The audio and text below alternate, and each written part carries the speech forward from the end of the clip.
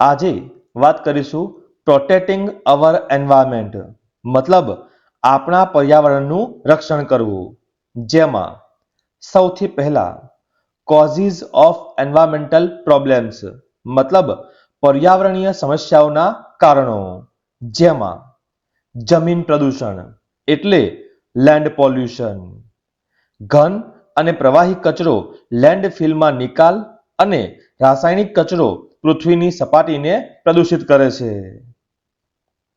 તે જ રીતે હવાનું પ્રદૂષણ એટલે એર પોલ્યુશન, વાહનોમાં એક્ઝોસ્ટ, ઉદ્યોગોમાંથી ધુમાડો અને કારખાનાઓમાં બળતણ બાળવું વગેરે.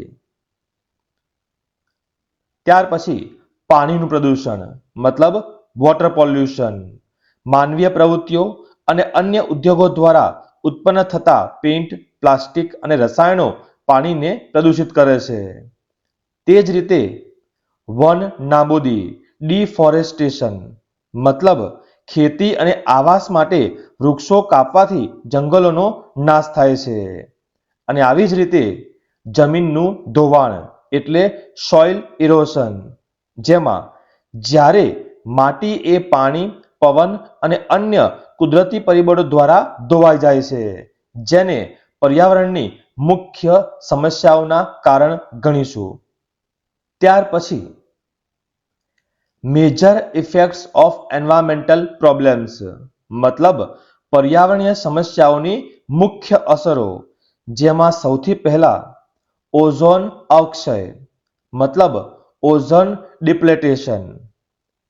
ઓઝોન સ્તરનું પાતળું થવાનું કારણ વાતાવરણમાં CFC જેવા ઝેરી વાયુઓ છોડવામાં આવે છે, જેના કારણે માનવ સ્વાસ્થ્યને ભારે નુકસાન થાય છે. ત્યાર પછી ગ્લોબલ વોર્મિંગ, જ્યારે કાર્બન ડાયોક્સાઇડ એટલે કે ગ્રીન હાઉસ ગેસ અને અન્ય વાયુ પ્રદૂષકો વાતાવરણમાં એકત્ર થાય છે અને પૃથ્વીના તાપમાનમાં વધારો તરફ દોરી જાય છે, જેને ગ્લોબલ વોર્મિંગ અથવા ગ્રીન હાઉસ ઇફેક્ટ તરીકે પણ ઓળખાય છે. જૈવ વિવિધતાનું નુકસાન મતલબ લોસ ઓફ બાયોડાયવર્સિટી, આબોહવા પરિવર્તન, પ્રદૂષણ, પ્રાણીઓનો શિકાર અને જંગલોનો વિનાશ પરિણામે ઘણા કિંમતી છોડ અને પ્રાણીઓ મૃત્યુ પામે છે.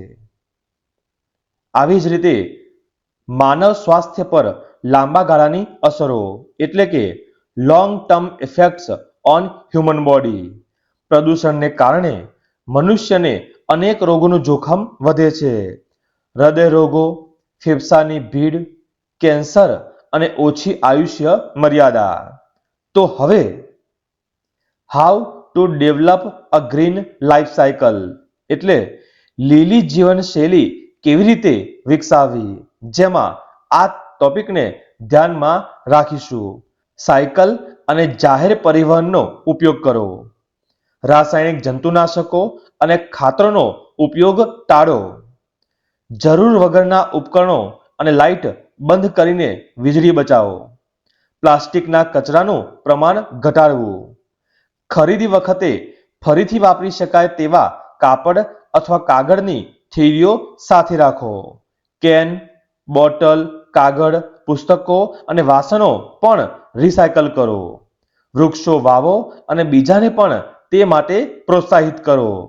આવા જ ES સંલગ્ન તમામ ટોપિક માટે સબસ્ક્રાઇબ કરો.